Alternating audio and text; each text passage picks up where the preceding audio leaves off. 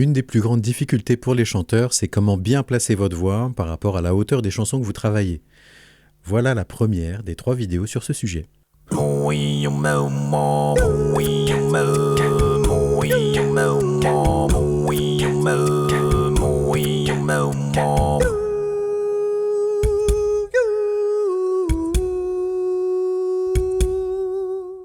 Chanteuses, chanteurs, bienvenue sur Singing Apes, moi c'est Jérémy Delettre.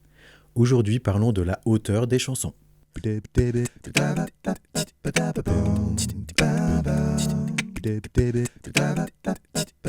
Et pour parler de hauteur de notes, commençons par quelques outils pour comprendre. L'espace qui sépare deux notes s'appelle un intervalle.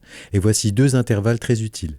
Le demi-ton, qui va nous aider à changer la hauteur des chansons, et l'octave, qui va nous permettre de mesurer les hauteurs. Mais nous verrons aussi l'ambitus pour bien comprendre la difficulté des chansons par rapport à la capacité de votre voix.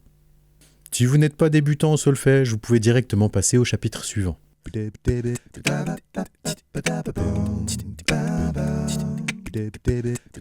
Tout d'abord, le demi-ton, c'est l'intervalle minimum entre 2 notes. Sur un piano, vous retrouvez cet intervalle entre une touche noire et une touche blanche. Par exemple, ou entre 2 touches blanches si la touche noire est absente, par exemple, ou. Et le demi-ton, c'est comme la musique du film Les Dents de la Mer, souvenez-vous. Pa-bam, pa-bam, pam pam pam pam pam pam pa-bam. Voilà, c'est cet intervalle. Maintenant, l'octave. Voici le motif des notes qui se répètent sur un clavier. On observe toujours des groupes de 2 et 3 touches noires. 2, 3, 2, 3, etc.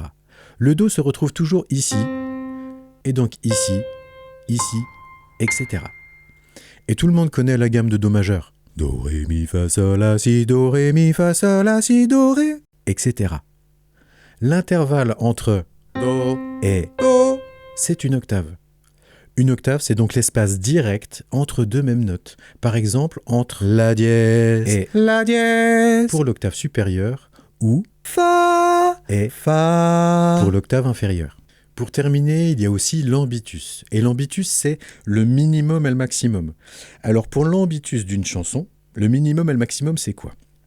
C'est l'intervalle entre la note la plus grave et la plus aiguë chantée par une voix ou jouée par un instrument dans la chanson. Mais pour l'ambitus de votre voix, le minimum et le maximum, c'est quoi ? C'est la capacité de votre voix, c'est-à-dire la hauteur maximum entre la note la plus grave et la plus aiguë que vous pouvez chanter. Par exemple, l'ambitus de ma voix, c'est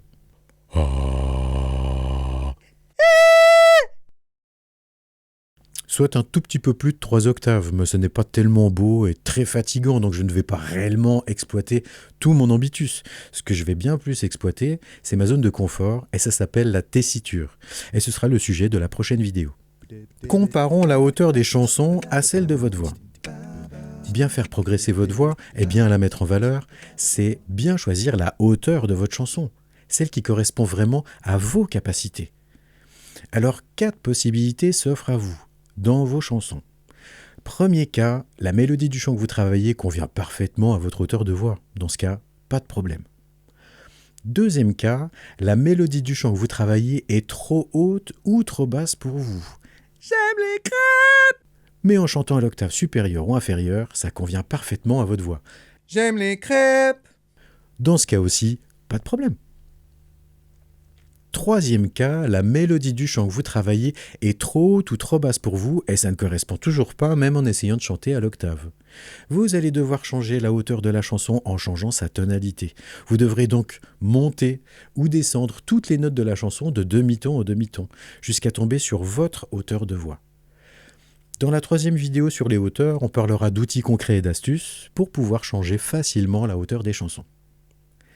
4e cas, la mélodie du chant que vous travaillez est trop haute et trop basse pour vous, mais vous décidez de ne rien changer. Vous avez donc la solution de changer les notes qui vous posent problème, sinon vous risquez au mieux d'avoir la voix un peu tendue et un rendu moins beau, mais tout dépend de ce que vous voulez faire.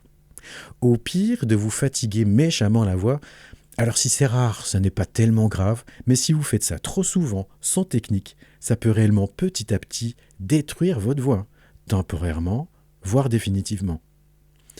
Dans la prochaine vidéo, je vous parlerai de la hauteur de votre voix, et dans la suivante, des outils pour pouvoir chanter toutes les chansons, quelle que soit leur hauteur. Merci pour votre écoute.